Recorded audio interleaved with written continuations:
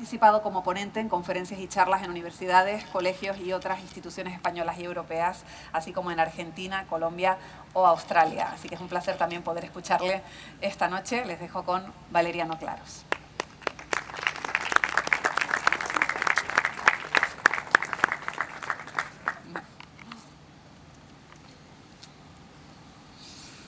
Buenas noches, muchas gracias.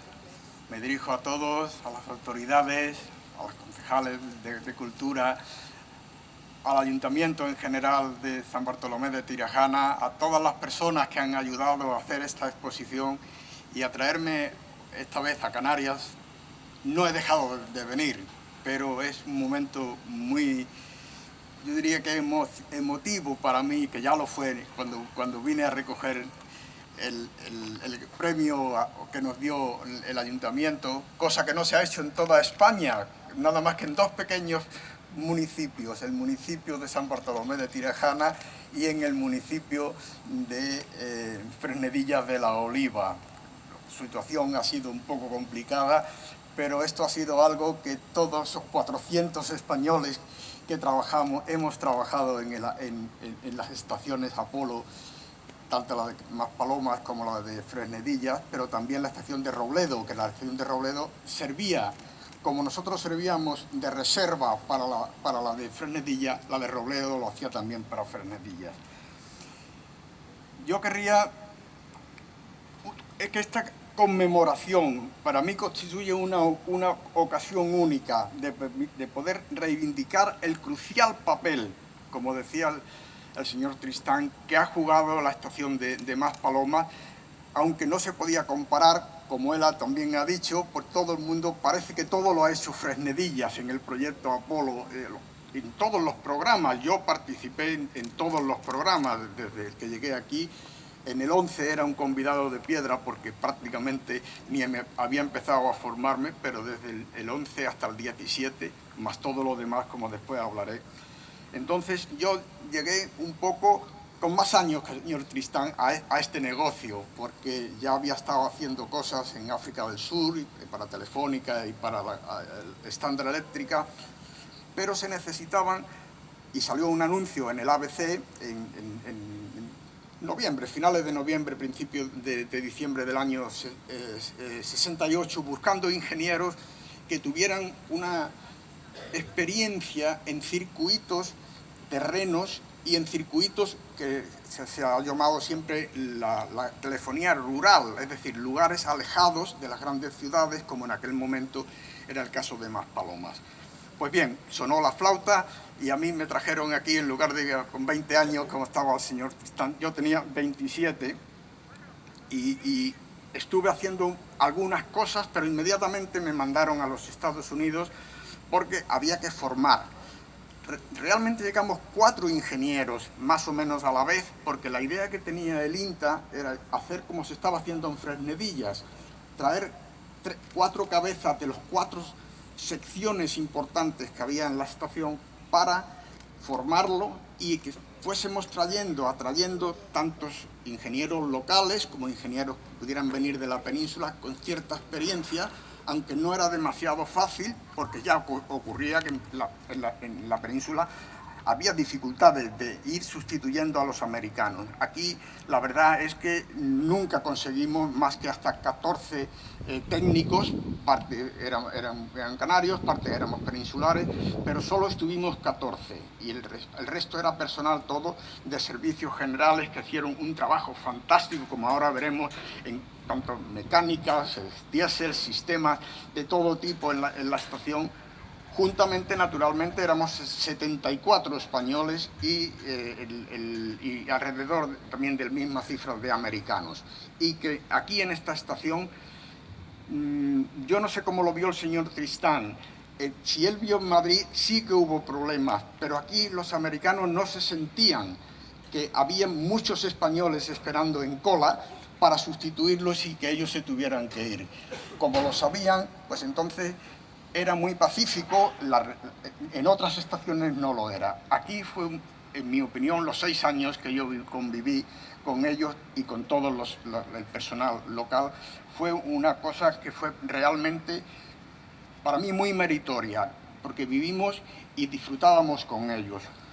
Yo decía, como una anécdota, cuando fui a los Estados Unidos, pues allí aprendí varias cosas muy importantes, que era que la estación de Canarias era una estación de las 11 estaciones que eran idénticas a la nuestra alrededor del mundo, más las 3 que tenían antenas de 27 metros.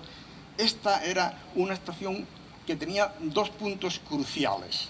El primero era que era la primera estación que podía confirmarle a Houston que la nave había entrado en la órbita que llamamos órbita de aparcamiento.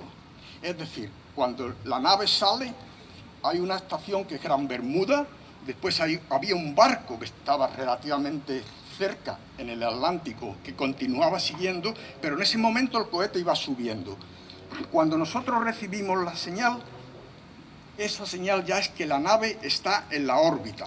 ¿Y qué ocurría? En ese momento nosotros teníamos que empezar a mandar todos los datos de la antena y de distancias a Houston y a Goddard, y en ese momento se calculaba exactamente cómo era la órbita real. Hasta ahora en nuestros ordenadores estaba una órbita teórica, pero claro, el hecho, por ejemplo, de que se hubiera retrasado el lanzamiento, como en un momento pensamos, que hablo uno de los momentos difíciles que yo pasé en esta estación, y solo hablo de 4, o motivos más que difíciles.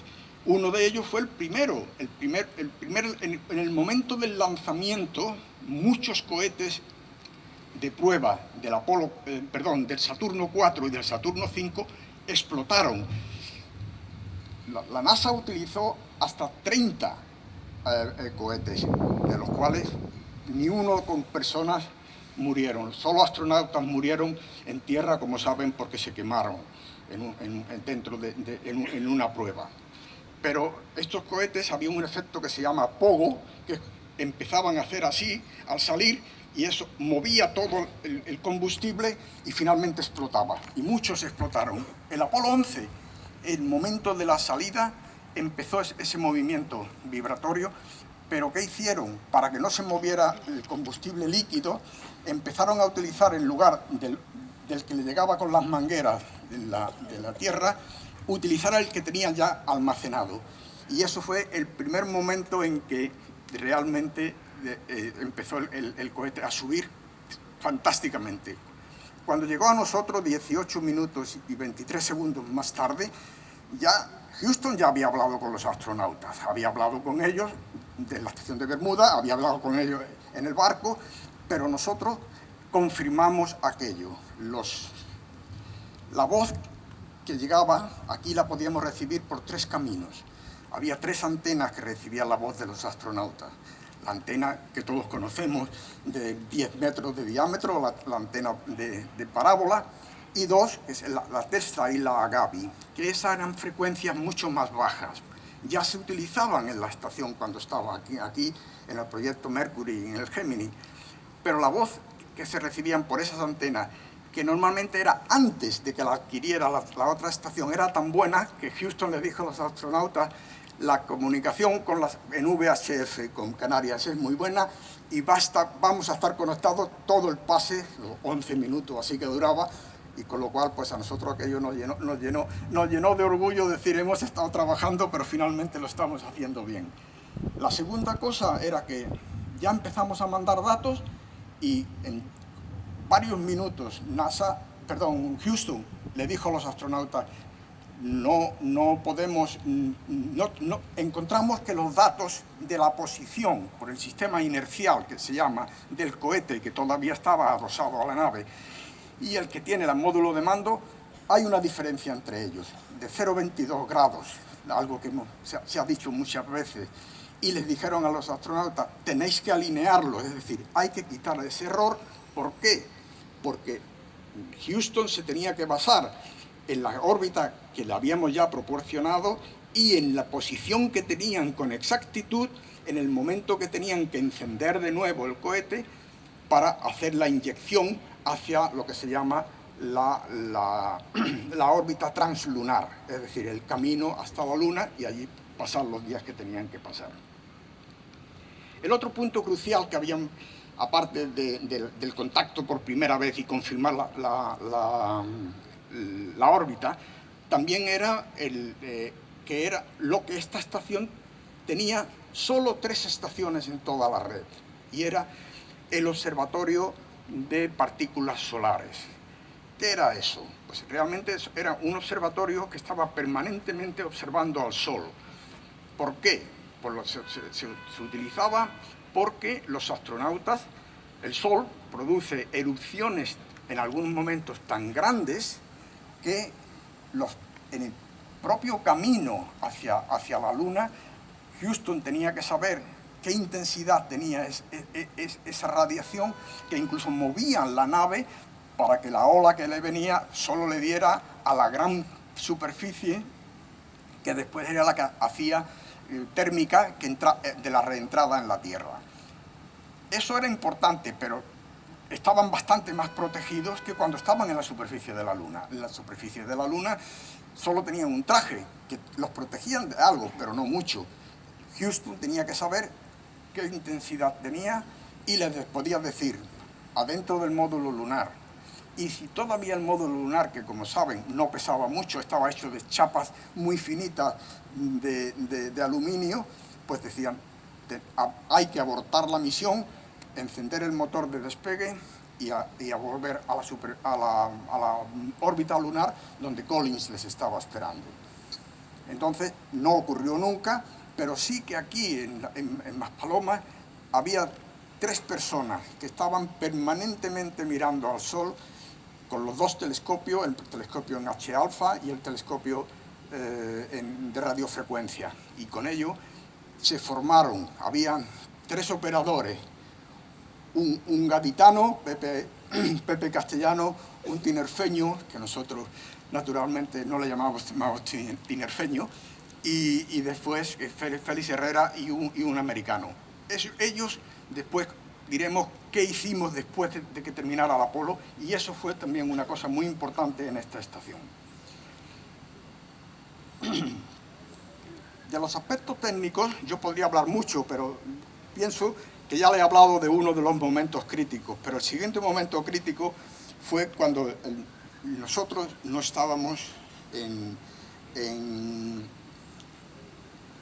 posición de entregar los vídeos que necesitaba la NASA, y entonces, como la estación de Fresnedilla y la estación de Maspalomas están en el mismo meridiano, pues prácticamente los pases, ellos no veían los pases del lanzamiento, pero sí que veían todo el camino hacia la Luna, y siempre eran la estación primaria, y nosotros estábamos como estación